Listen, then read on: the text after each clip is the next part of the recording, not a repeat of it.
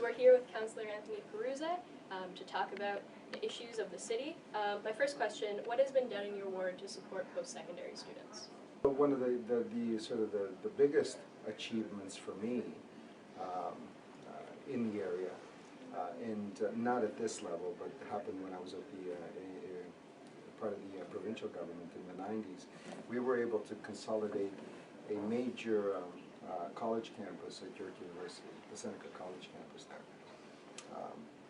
So that one, whenever I go by there, I just, it makes me a little giddish in terms of what we were actually able to do, and the numbers of kids that now attended, and what it offers the community as a whole. So that was an exciting project for sure. Having York U in your ward, there's a lot of construction going on regarding the subway. What was it like to try and allocate and advocate to get that subway in there? Well, that's been the longest process ever. It's probably spanned somewhere in the neighborhood of 27, 28, 29 years, from the time it was first announced to the time where we did the first little stretch of it, where we extended the Spadina subway from Wilson Station to Downsview Station. And it's been the longest time coming, for the rest of it to be approved. The other 8.6 kilometers, 6 stations, from Downsview Station all the way to Jane and Highway 7, essentially. It's been a really, really long process, a really long haul in getting all of the different participants, the federal government, the provincial government, York Region, the TTC, and the City of Toronto to all come together collectively to agree that it should be a first type transit priority, and to finally allocate the monies to get it done. How can tenants try to advocate for themselves in their to their landlords, and when they are going through on basic utilities and things like that? We started up after I got elected here at City Council. We were advocating a landlord's licensing scheme. I was the principal proponent on council in advocating that we developed that. We did a considerable amount of work on it. And at the end, we discovered that legislatively we didn't have the authority to be able to do that. But what that push basically morphed into was a dedicated team of inspectors that now do rental housing high-rise inspections. So we're auditing all of the buildings in the City of Toronto. So a team of municipal inspectors will come to your building, they will advertise, they park a vehicle in front of the building, letting all the tenants know that they're there. They will start going through the building and we'll review it. We'll write up work orders, that will be posted against the landlord, that landlords have to remedy deficiencies that they have to remedy. If any tenant wants their own particular units inspected at the same time, those inspectors will then go in and do that, and we will do the same thing. And that's what we can do municipally to sort of make sure that housing standards and the rental housing stock is at a decent level of livability. Does it always work out? No, it doesn't.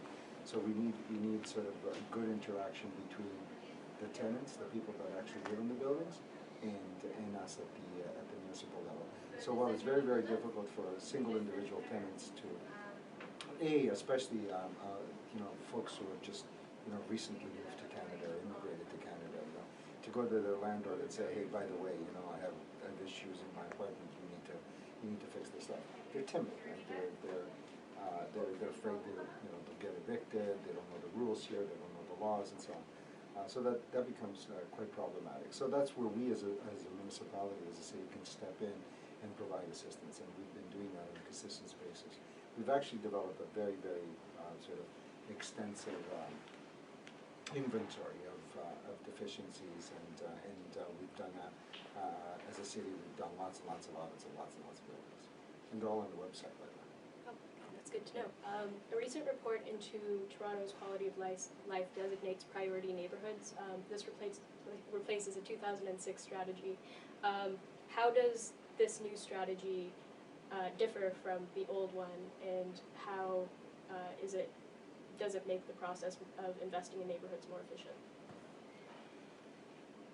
Well, I hope that along with the analysis, along with the report, the strong neighborhood strategy, or the sort of the new strong neighborhood strategy, that the city will make, but not just the city.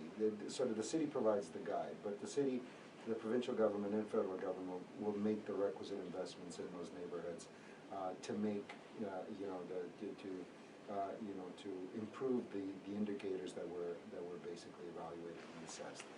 The difference between the priority neighborhood designations and the strong neighborhood strategy is very different. The priority neighborhoods, the city basically did an analysis on the number of homicides. It was really, it was following the year that it was the summer of the gun.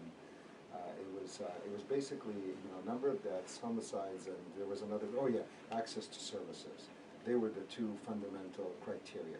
And that sort of created, these neighborhoods, and some of them were designated deficient in that sense because they had a higher rate of either homicides, or people had, great strategies, far more comprehensive. It looks at basically 5 key indicators which morph into 15, and looks at, for example, health, overall health of people, levels of diabetes, access to services, premature deaths.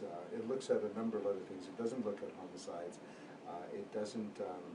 It does to some degree still look at access to services, availability to services. So it's fairly comprehensive. It gives you a really good snapshot of what the city looks like, where we are deficient in certain things, and now we have some pretty good benchmarks against which we can see how those investments in those key areas improve the lives of people.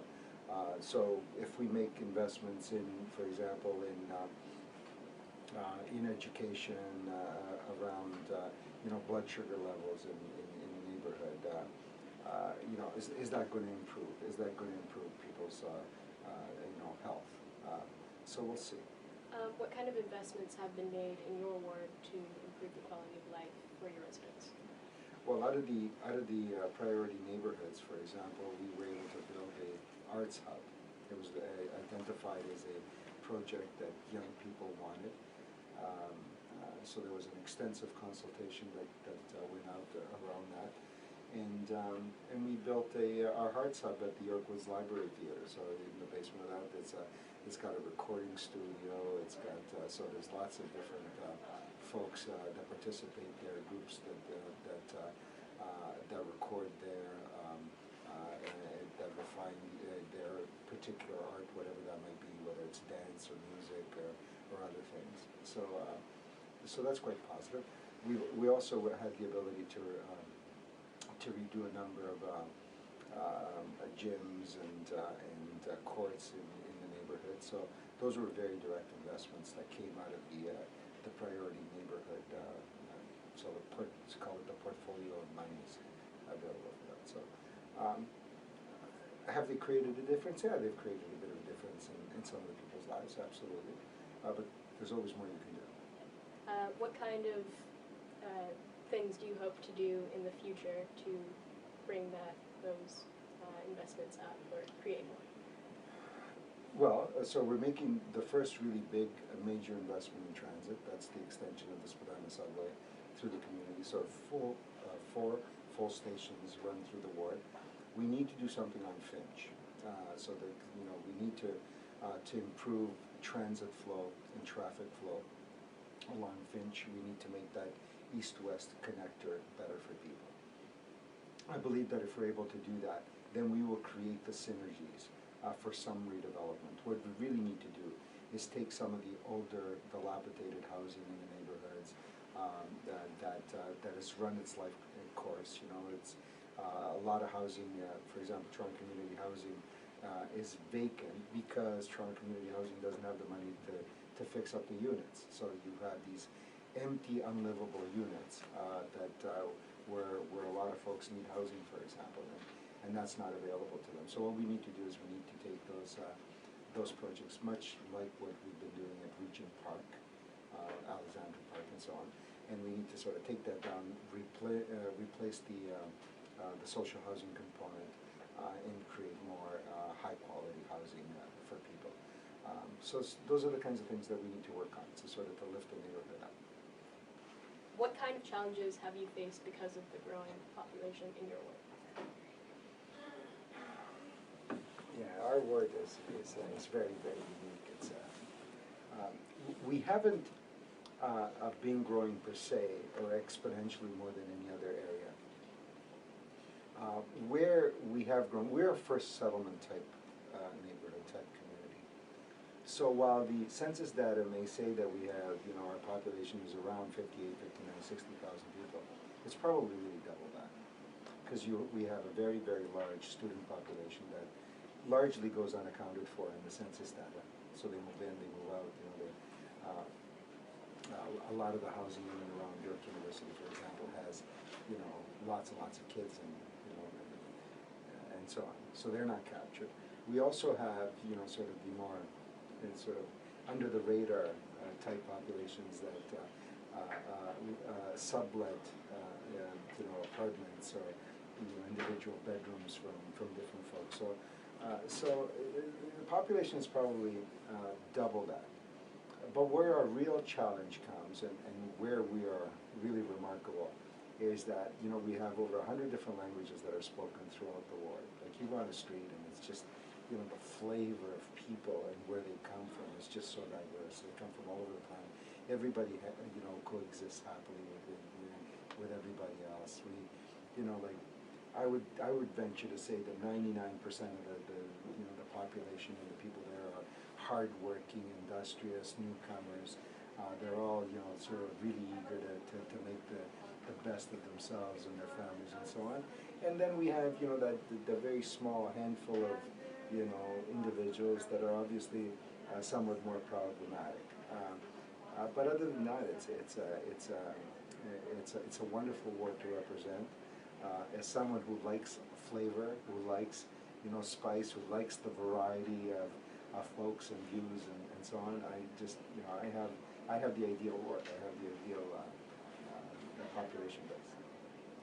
I think we're going to leave it at that. This has been Councilor Perruzza. Thank you so much for talking to us. Pleasure.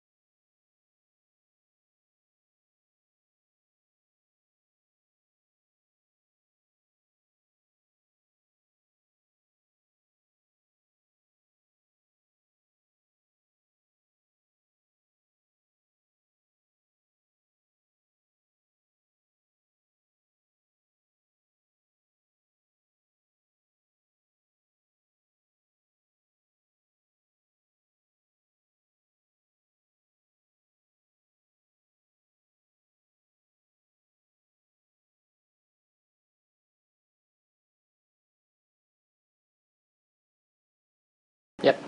So we're here with Councilor Perruzza to talk about the issues of the city. My first question, what has been done in your ward to support post-secondary students? Whew. Well, just the last little while, or what has been done? During your term? Well, one of the sort of the biggest achievements for me in the area, and not at this level, but it happened when I was at the part of the provincial government in the 90s, we were able to consolidate a major college campus at York University, the Seneca College campus there. So that one, whenever I go by there, I just, makes me a little giddish in terms of what we were actually able to do, and the numbers of kids that now attended, and what it offers the community as a whole. So that was an exciting project for sure. Having York U in your ward, there's a lot of construction going on regarding the subway. What was it like to try and allocate and advocate to get that subway in there? Well, that's been the longest process ever. It's probably spanned somewhere in the neighborhood of 27, 28, 29 years, from the time it was first announced to the time where we did the first little stretch of it, where we extended the Spadina subway from Wilson Station to Downsview Station. And it's been the longest time coming, for the rest of it to be approved. The other 8.6 kilometers, 6 stations, from Downsview Station all the way to Jane and Highway 7, essentially. It's been a really, really long process, a really long haul in getting all of the different participants, the federal government, the provincial government, York Region, the TTC, and the City of Toronto to all come together collectively to agree that it should be a first type transit priority, and to finally allocate the monies to get it done. At York U, there's a lot of concerns about safety and things like that. What can be done in City Council to, I guess, kind of create a sense of safety at York? Well, we've been working with York University through a number of different groups. We meet every 2-3 months. There's a committee made up of York administration. Some of the senior people are there. York Security is on it. We bring the Toronto Police. We bring all of the MLS people, the municipal people responsible for safety issues, for cleanliness issues, and things like that. The fire department, and basically we go through a list of issues, a list of concerns, and find ways to address them. We had some difficulties, for example. We still continue to have some difficulties with the development just south of the campus, the Tribute development, for example, and we've worked collaboratively with York to increase inspections of those homes. We're getting the fire department, the fire prevention officers in there far more.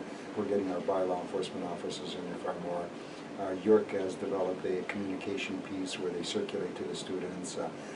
We developed a town and gown association between the city and York University and the local community as well, where we share information and so on. So a number of things, but it's an ongoing work. There's never a single remedy for any of it. It's you continue to try to make the campus safer. You continue to try to make the local community safer. You try to educate people on where to walk at nighttime, where not to walk, how to find themselves in the neighborhood, and so on. So we keep after it. How can tenants try to advocate for themselves in their to their landlords, and when they aren't going through on basic utilities and things like that? We started up after I got elected here at City Council. We were advocating a landlord's licensing scheme. I was the principal proponent on council in advocating that we developed that. We did a considerable amount of work on it. And at the end, we discovered that legislatively we didn't have the authority to be able to do that. But what that push basically morphed into was a dedicated team of inspectors that now do rental housing high-rise inspections. So we're auditing all of the buildings in the city of Toronto. So a team of municipal inspectors will come to your building, they will advertise, they park a vehicle in front of the building, letting all the tenants know that they're there. They will start going through the building and we'll review it. We'll write up work orders, that will be, posted against the landlord that landlords have to remedy deficiencies that they have to remedy. If any tenant wants their own particular units inspected at the same time, those inspectors will then go in and do that, and we will do the same thing. And that's what we can do municipally to sort of make sure that housing standards and the rental housing stock is at a decent level of livability. Does it always work out? No, it doesn't. So we need sort of a good interaction between the tenants, the people that actually live in the buildings, and us at the municipal level. So while it's very, very difficult for single individual tenants to, especially folks who have just recently moved to Canada or immigrated to Canada, to go to their landlord and say, hey, by the way, I have issues in my apartment. You need to fix this up. They're timid, right? They're afraid they'll get evicted. They don't know the rules here. They don't know the laws and so on. So that becomes quite problematic. So that's where we as a municipality, as a city, can step in and provide assistance, and we've been doing that on a consistent basis. We've actually developed a very, very sort of extensive inventory of deficiencies, and we've done that as a city. We've done lots and lots of audits of lots and lots of buildings, and they're all on the website, by the way. Oh, that's good to know. A recent report into Toronto's quality of life designates priority neighborhoods. This replaces a 2006 strategy. How does this new strategy differ from the old one, and how does it make the process of investing in neighborhoods more efficient? Well, I hope that along with the analysis, along with the report, the strong neighborhood strategy, or the sort of the new strong neighborhood strategy, that the city will make, but not just the city. The city provides the guide, but the city, the provincial government and federal government will make the requisite investments in those neighborhoods to make to improve the indicators that were basically evaluated and assessed. The difference between the priority neighborhood designations and the strong neighborhood strategies very different. The priority neighborhoods, the city basically did an analysis on the number of homicides. It was really, it was following the year that it was the summer of the gun. It was basically number of deaths, homicides, and there was another. Access to services. They were the two fundamental criteria, and that sort of created these neighborhoods, and some of them were designated deficient in that sense because they had a higher rate of either homicides or people had great